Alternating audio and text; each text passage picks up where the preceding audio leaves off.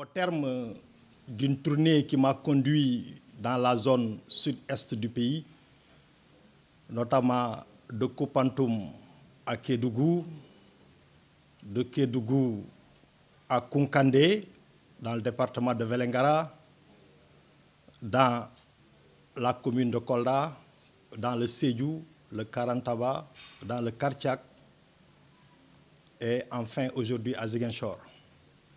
Et j'ai voulu, compte tenu du contexte préélectoral national, où j'ai constaté pendant mon séjour à l'intérieur du pays qu'il y avait un climat électrique entre les différentes formations politiques de ce pays.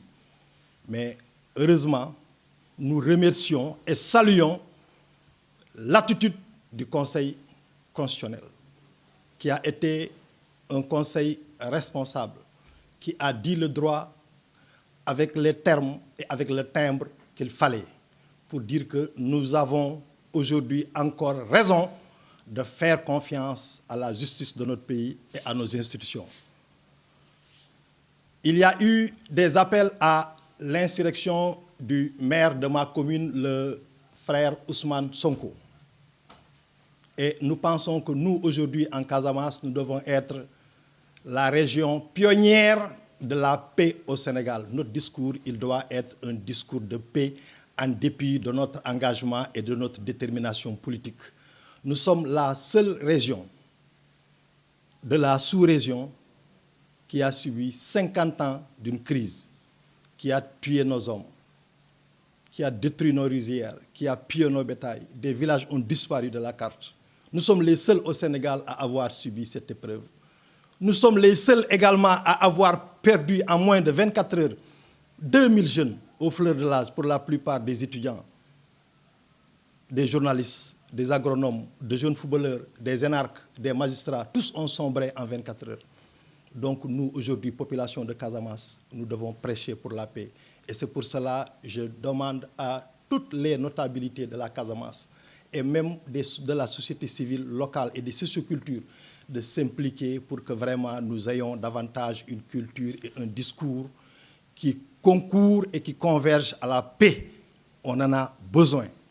Et je crois qu'aujourd'hui, le Sénégal étant sur la rampe de l'émergence, nous devons privilégier cette émergence-là par une paix sociale durable, mais également par un dialogue politique concerté en permanence. Le dialogue politique ne doit pas être un dialogue événementiel à la veille d'élections. Il doit être permanent pour éviter au pays d'entrer vraiment dans des crises post-électorales aussi intenses que nous l'avons connu. Et vraiment, je réitère un satisfecit à la Direction générale des élections, qui a été à l'origine de toutes les alternances apaisées que nous avons connues dans ce pays. Nous avons d'excellents intellectuels, d'excellents patriotes dans ces structures de l'État, qui ont fait leurs preuves un peu partout, jusqu'à l'espace francophone. Vraiment, nous saluons leur travail et leur disons que toute la classe politique leur réaffilie et leur renouvelle leur confiance pour le travail qu'ils ont fait et qu'ils avaient fait dans le passé. Par rapport à la même situation politique nationale, je suis vraiment au regret de constater que mes amis de la mouvance présidentielle prennent tout leur temps et leur énergie pour dire à Ousmane Sonko quelle ligne communicationnelle il devrait avoir. Notre problème, ce n'est pas la communication politique de Sonko. Notre problème, c'est l'opinion au Sénégal et plus précisément en Casamance. Et là, j'en appelle au président de la République, Macky Sall, qui est le chef de notre coalition, même si aujourd'hui, moi, je suis en marge de son Benno Bokk Yakaar ici dans la commune depuis les élections municipales où j'avais, par voie de presse et devant vous-même, attiré son attention sur les catastrophes. Rien n'a été fait et vous avez vu les résultats que nous avons eus à Ziguinchor. Après cette défaite, il n'y a eu aucune évaluation concertée des différents états-majors politiques qui étaient en lice et de la mouvance dispersée. On a envoyé des gens qui ont séjourné dans un hôtel après sont repartis et n'ont discuté qu'avec les vaincus. C'était un banquet de vaincus à l'hôtel Kadiando. On ne peut pas comprendre que nous, en son temps, nous ayons pris nos responsabilités en quittant cette coalition et en mettant notre propre coalition, la coalition Essoukay, que nous avons dirigée et que le président nous a demandé de retirer. Nous avons accepté parce que c'était la consigne et les instructions. Il fallait faire corps pour que les choses puissent changer. Comment aujourd'hui, au moment où une mission vient pour évaluer, pour parler et corriger, qu'il n'ait pas daigné prendre langue avec les acteurs réels. J'en appelle encore au président. Monsieur le Président, votre problème en Casamance, ce n'est pas Ousmane Sonko. Votre problème en Casamance, c'est la mouvance présidentielle. Votre problème en Casamance, ce sont vos plénipotentiaires politiques qui ont coupé le cordon qui vous a lié avec la Casamance. Je vous ai dit ici, dans cette même salle, Monsieur le Président, n'acceptez pas des intermédiaires qui n'ont jamais gagné chez vous, chez eux, qui continuent à vouloir être le lien avec la Casamance. Vous n'avez aucun problème avec la Casamance. Vous n'avez aucun problème avec la Casamance. Monsieur le Président, qu'on ne vous coupe pas de la Casamance, qu'on ne fasse pas de la Casamance un sanctuaire politique. Reprenez langue. Notre problème, c'est vos plénipotentiels dans la mouvance. Il faut le dire, nous sommes en marge de l'opinion. Et même quand on va vers les populations, moi récemment, pour vous dire, j'ai rencontré des chefs de village qui ont été convoqués par des responsables. Mais pour leur mettre au banc des accusés et leur demander pourquoi ils avaient perdu ces élections. Et eux-mêmes, ces responsables qui les faisaient faire l'interrogatoire, avaient perdu dans leur localité. Aujourd'hui, Monsieur le Président, vous savez ce qu'on dit aux populations chez nous? Oui, le président ne fera plus rien ici. Et même quand il donne en votre nom, mais c'est avec un manque de respect et de dignité.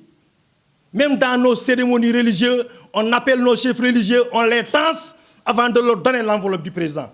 Mais j'ai dit à mes parents que j'ai rencontrés et qui étaient dans les cas d'espèces, si le président vous envoie encore ces émissaires-là, quel que soit le montant, s'il n'y a pas une teinture de dignité, de respect et de considération, rendez l'enveloppe. Ce n'est pas le président qui vous traite comme ça. Ce sont ces émissaires-là qui sont vos propres fils qui vous traitent comme ça. N'en voulez pas au président.